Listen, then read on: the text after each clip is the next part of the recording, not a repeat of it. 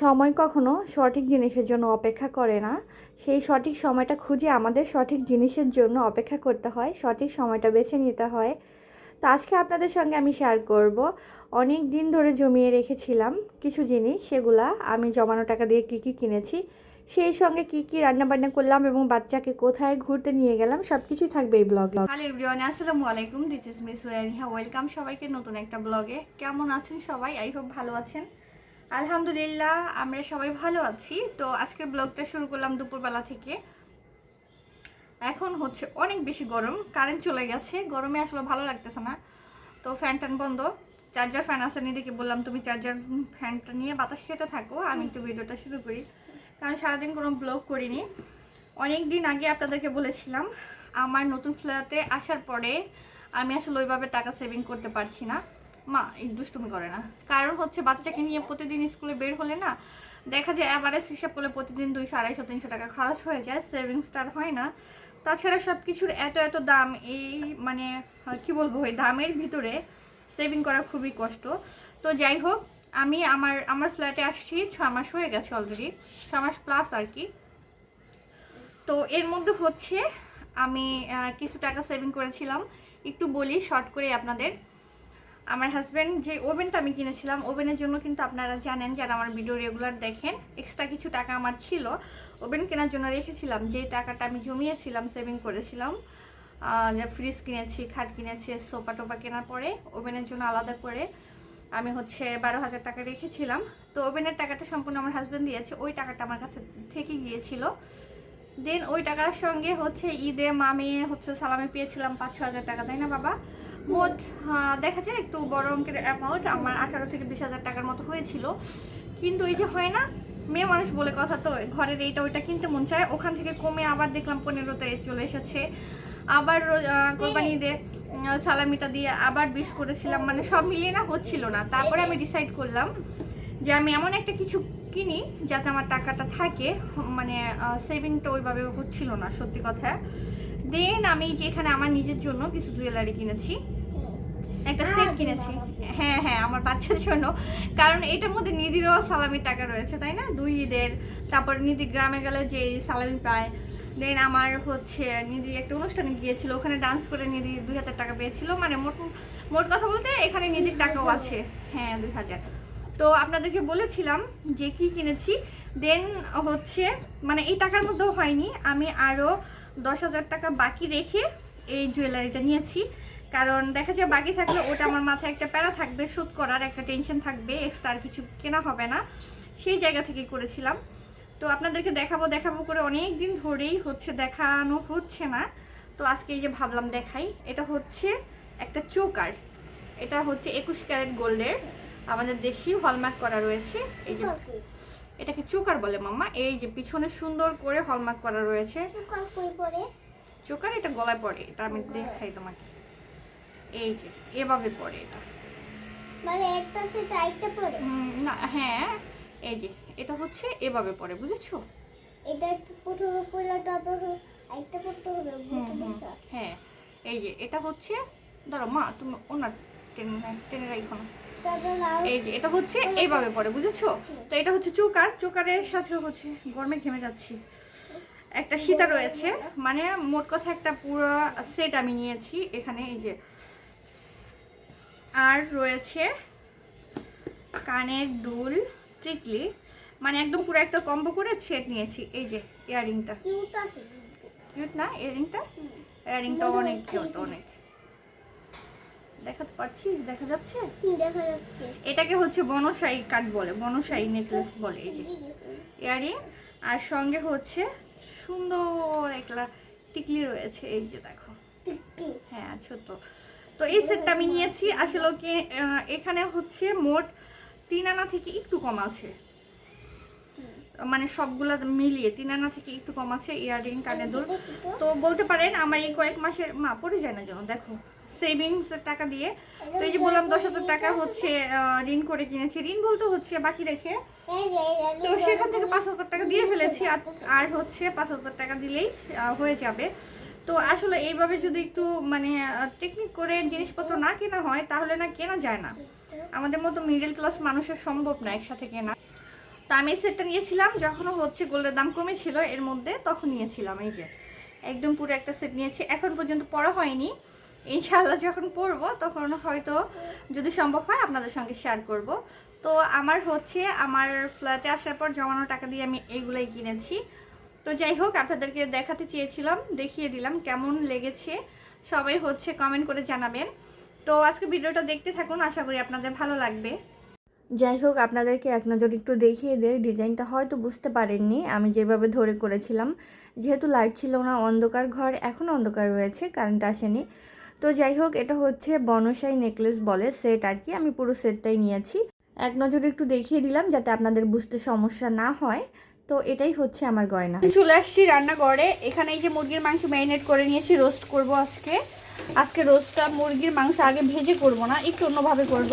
আর এখানে বেরেস্তা করতেছি, পেঁয়াজ নিয়েছি রোস্টের জন্য, আর পোলাওয়ের জন্য হচ্ছে বেরেস্তা বানাবো ওই পেঁয়াজ দিয়ে।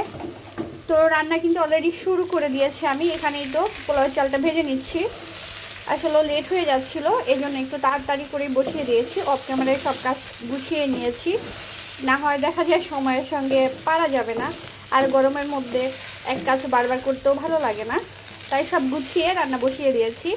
তো চালটা ভেজে তারপর এখানে আমি হচ্ছে 1 কাপের মতো দুধ দিব, বাকিটা পানি দিয়ে রান্না করব। আর হচ্ছে ঘি আজকে দিইনি এখনও, ঘি লাস্টে দিয়ে দিব যাতে স্মেলটা ভালো আসে, কারণ অল্প একটু ঘি রয়েছে, ঘি একদম শেষের দিকে, এই যে এতটুকু ঘি রয়েছে। তো এটা দিয়ে আজকে আমি রান্না করব। আর হচ্ছে একটা চিকেন সবজি করতে চেয়েছিলাম, তো চিকেন সবজি করব না, আমি হচ্ছে চিংড়ি দিয়ে একটা সবজি করব। এই যেখানে চিংড়ি মাছ নিয়েছি ছোট। তো যাই হোক, রান্না করতেছি, দেখতে থাকুন আপনারা, আমার সঙ্গেই থাকুন। আমার পোলাও এখন শেষের দিকে, দমে দিয়ে দিব ঢেকে, তারপরে তুমি খেতে পারবে মাম্মা মজা মজা করে।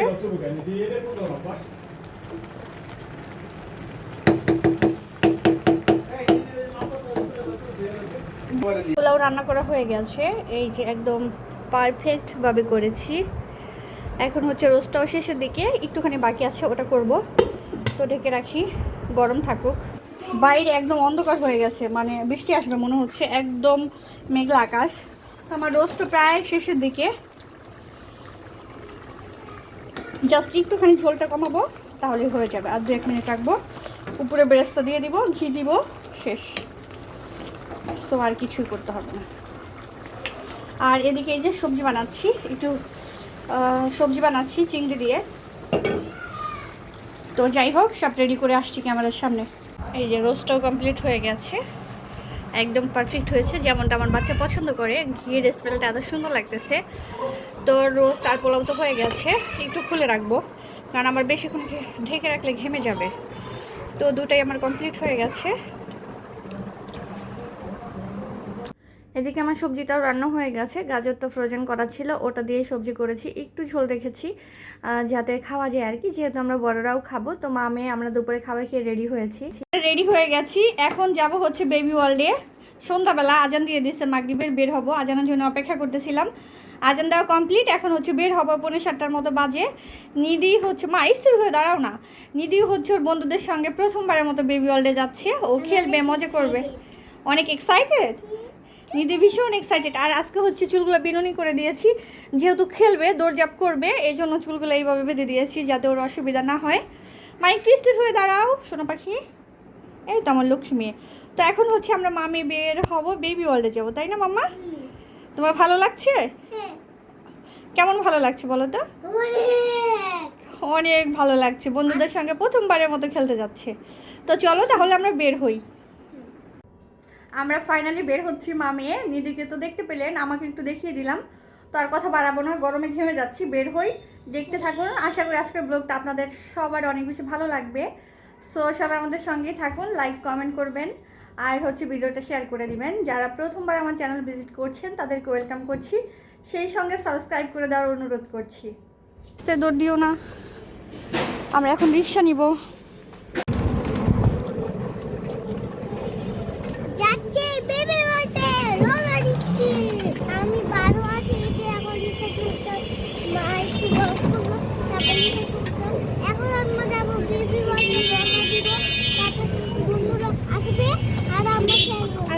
আমার প্রিন্সেস অনেক কথা বলা শুরু করে দিয়েছে, তো ওকে থামিয়ে দিলাম যে কিছু বলতে হবে না, থাক। আসতে পড়ে যাবা দুষ্টুম। এদিকে দাঁড়াও। হ্যাঁ, এখন হচ্ছে আমরা লিফটের জন্য অপেক্ষা করতেছি। নিধি অনেক এক্সাইটেড, তাই না মাম্মা? অনেক দিন পরে ওকে নিয়ে যাচ্ছি, ওর ফ্রেন্ড আসবে জন্য। ও দুষ্টু মা। হুম, 4টা চোখ তোমার? আমি তো 6টা দেখতে পাচ্ছি। হ্যাঁ হ্যাঁ, বন্ধ করে দিবে।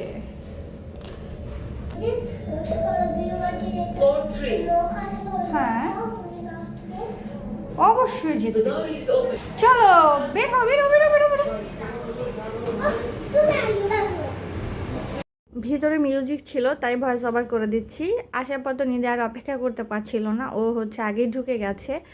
তো আমাকে বলেছিল ভাবি একটু অপেক্ষা করার জন্য, কারণ বাচ্চাকে নিয়ে তো আসলে অপেক্ষা করা যায় না, অপেক্ষা করতেও চায় না। দোল খেতে ভালো লাগছে সত্যি? আচ্ছা আচ্ছা, একটু দোল খাও, দোল খাও। ঠিক আছে ঠিক আছে। মাশাআল্লাহ মাশাআল্লাহ, আমার ছোট্ট সোনাটা দোল খাচ্ছে।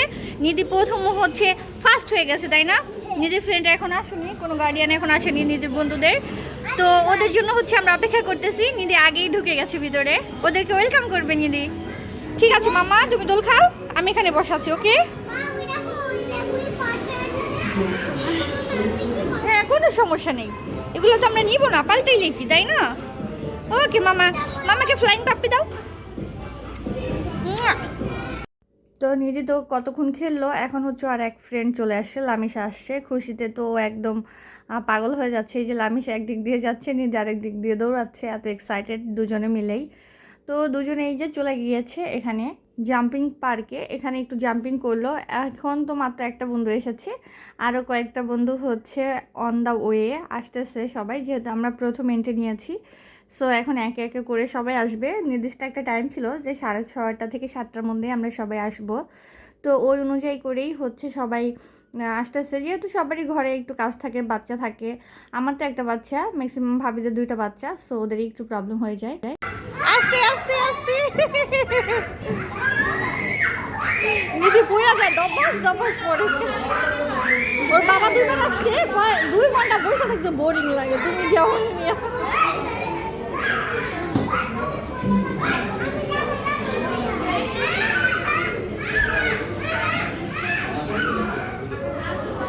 তাকাও তাকাও মাম্মি তাকাও।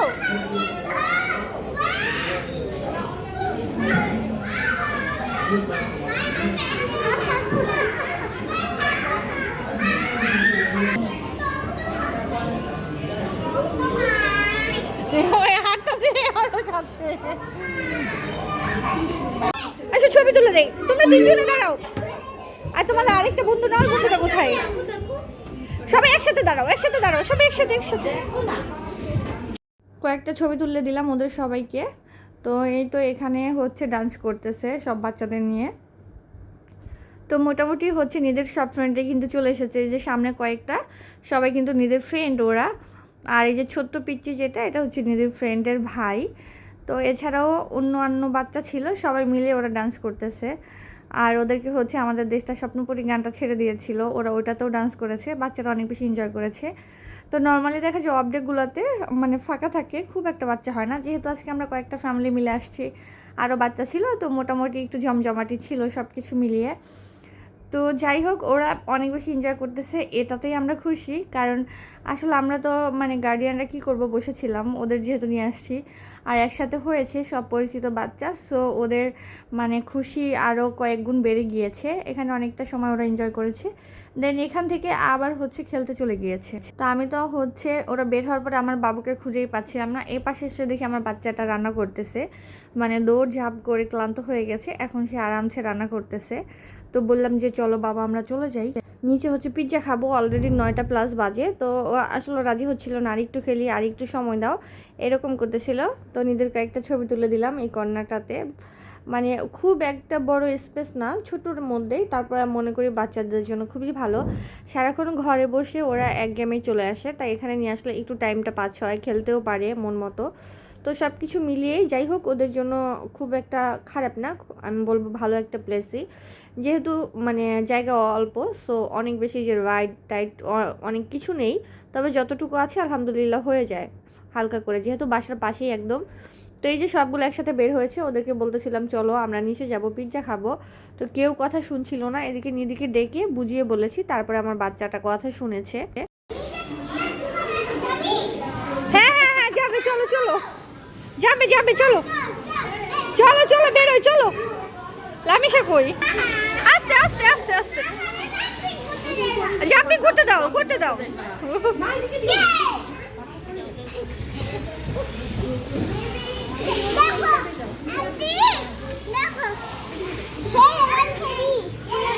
আচ্ছা কি এটা? আচ্ছা সমস্যা নেই।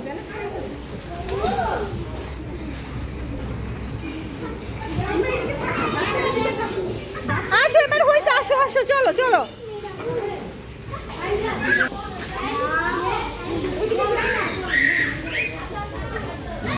কেউ বের হচ্ছিল না, অনেক কষ্ট করে ওদেরকে বের করে নিয়ে আসছি যে চলো পিৎজা খাবো, পিৎজার দোকান বন্ধ হয়ে যাচ্ছে, এখন না গেলে কিন্তু পরে পিৎজা পাওয়া যাবে না, এসব কথা বলে তারপরে বের করেছি। কারণ এতগুলো বাচ্চা একসঙ্গে থাকলে আসলে হই হুল্লার তো একটা ব্যাপার থাকেই, কেউ কারো কথা শুনতে চায় না। তো এখানে আসার পর পিৎজা অর্ডার দিয়েছি আমরা, আজকে যেহেতু রবিবার ছিল, ওদের গেট 1 বাই 1 ছিল। তো আমরা হচ্ছে এখানে একটা চিকেন পিৎজা দিয়েছিলাম আর একটা চিকেন সসেস পিৎজা, যেহেতু বাচ্চারা খাবে ওদের হচ্ছে ওই অনুযায়ী 12 ইঞ্চি। তো দুইটা পিৎজাতে মোটামুটি আমাদের সবার হয়ে গেছে।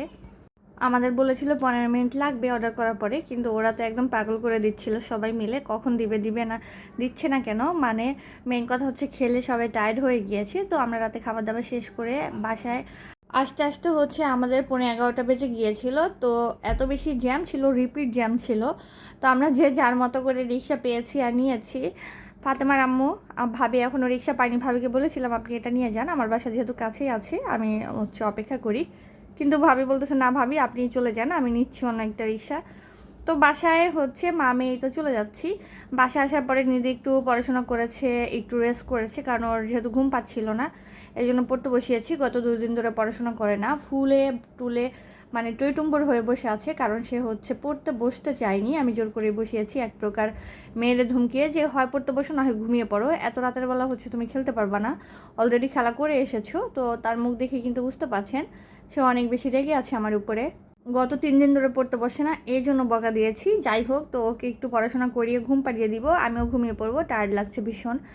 যদিও তেমন কিছুই করিনি, তারপরেও কেন যেন ভালো লাগছে না। তো আজকের ভিডিওটা এখানেই শেষ করছি, সবাই ভালো থাকবেন, সুস্থ থাকবেন, আমাদের জন্য দোয়া করবেন, সবার জন্য শুভকামনা রইল, আল্লাহ হাফেজ।